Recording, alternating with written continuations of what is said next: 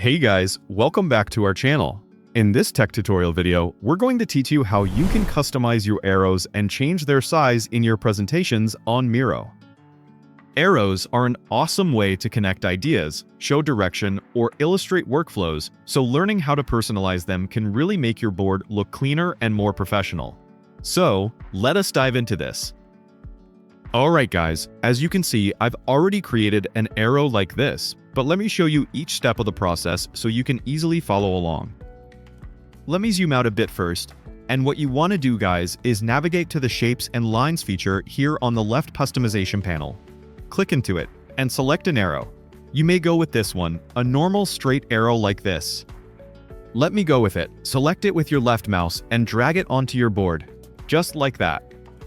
When you're drawing, you can also press and hold the Shift key to stabilize the angle. For example, keep it perfectly straight at 45 degrees, 90 degrees, 0 degrees, or 180 degrees, and so on. That's really helpful for keeping your diagrams tidy and evenly aligned. Now, let me zoom in again. What you want to do next is select the Select tool, click into your arrow, and start customizing it. For example, you may change the line ends. You can choose from different styles like sharp arrowheads, rounded ones, or even no arrowhead at all if you just want a connector line. This gives your diagrams a cleaner look depending on the type of flow you're creating. You can also customize the line type, switch between solid, dashed, or dotted lines depending on how you want to represent your connections. And here guys, by moving that slider, you can change the thickness of your arrow. If you're working on a detailed flowchart, thinner arrows may look cleaner, while thicker arrows are better for presentations where you want to emphasize direction.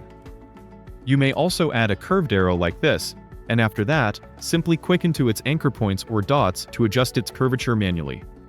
As you can see, you can play around with it, and it's actually pretty fun to experiment with different shapes and styles.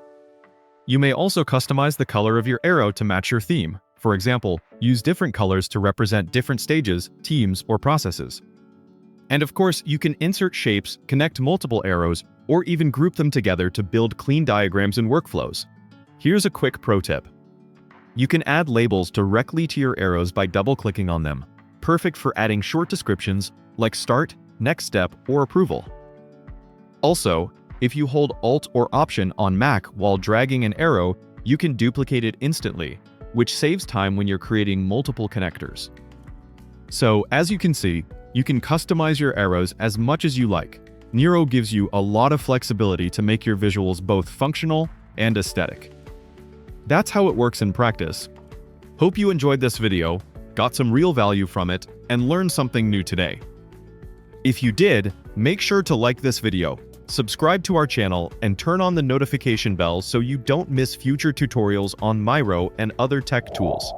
We'll see you next time on our channel. Happy designing!